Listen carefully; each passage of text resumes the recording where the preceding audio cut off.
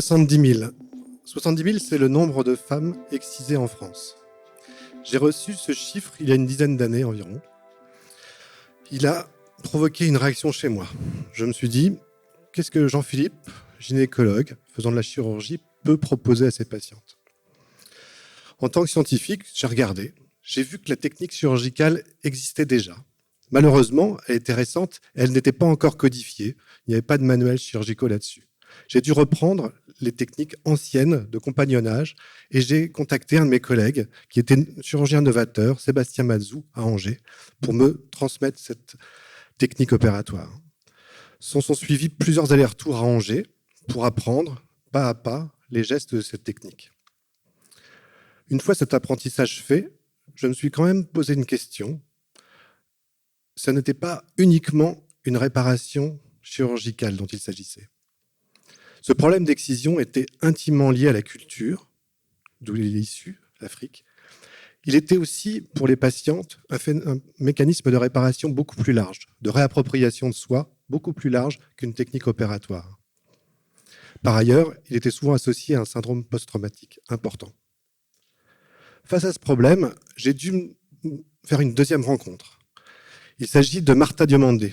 Cette femme est africaine, petite fille d'exciseuse, prof de danse, entre parenthèses, et aussi militante, vraiment assidue pour lutter contre l'excision en Afrique. Martha m'a pris par la main et m'a emmené en Afrique, dans la région d'où elle est issue, en Côte d'Ivoire, à l'ouest de la Côte d'Ivoire, dans une région où l'excision est extrêmement marquée.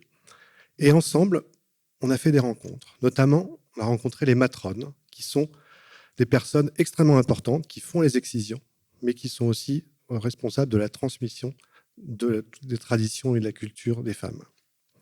J'ai fait ces rencontres. J'ai fait après des conférences avec Martha. Et petit à petit, je me suis approprié le sujet d'un point de vue culturel.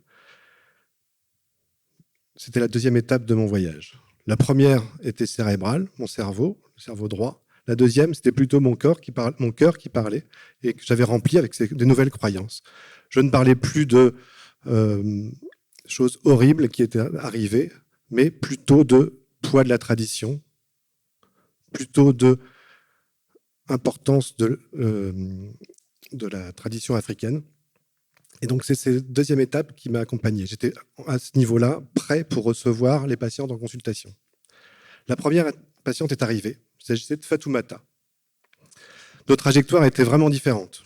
Trajectoire culturelle, trajectoire migration, trajectoire de genre.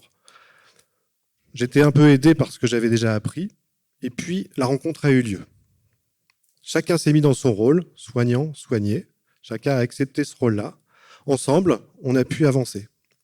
Tout d'abord, déterminer si c'était le bon moment pour elle, si elle a fait une part du chemin qui pouvait l'accompagner jusqu'à la réparation. Voir si elle savait exactement ce qu'il en était, si ses attentes étaient en accord avec notre offre, entre guillemets, et puis aussi l'accompagner sur un petit peu son désir et si elle était prête à ce moment-là. Finalement, après notre travail, après ce travail d'accompagnement, elle était prête. Nous avons arrêté une date opératoire. Nous avons décidé de programmer ça. Le jour est arrivé. Enfin, je dois quand même parler de la veille, qui n'a pas été simple.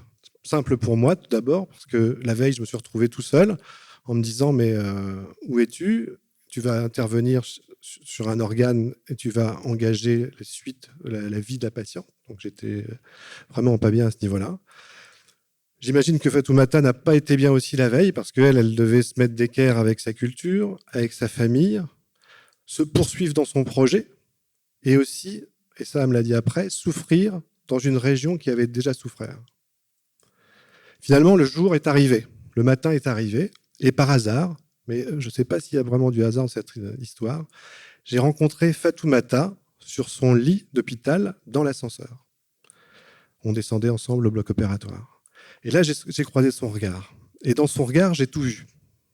La peur, l'espoir et aussi l'envie de le faire. Je garderai toujours ce regard en tête. Nous avons été dans la salle d'opération Et là, j'ai une habitude, c'est je me positionne, je vais toucher le bras de la patiente pour essayer de la rassurer. C'est un environnement qui est assez inhumain et hostile, et en général, je fais ça. Là, finalement, avec Fatoumata, on s'est serré la main. Et là encore, j'ai senti une grande intensité. Il y avait la tête, il y avait le cœur, et là, c'était le corps qui parlait. J'aurais pu avoir peur de tout ça, de toutes ces sensations qui venaient un peu brutalement, mais curieusement, elles m'ont porté plutôt. Elles m'ont aidé. La lumière des ciélétiques s'est allumée. Chacun a joué son rôle. L'intervention a eu lieu. Ensuite, j'ai revu plusieurs fois Fatoumata. La dernière fois où je l'ai vue, c'était environ 6 mois après l'intervention, elle est venue avec son mari, que je ne connaissais pas. À vrai dire, je ne l'ai pas réellement reconnue. Elle avait changé. Elle se tenait plus droit. Un poids était parti. Ses vêtements étaient colorés. Il y avait du rouge, il y avait du vert. Elle était maquillée, je crois. Bref, elle était belle et vraiment, elle rayonnait. La consultation a eu lieu.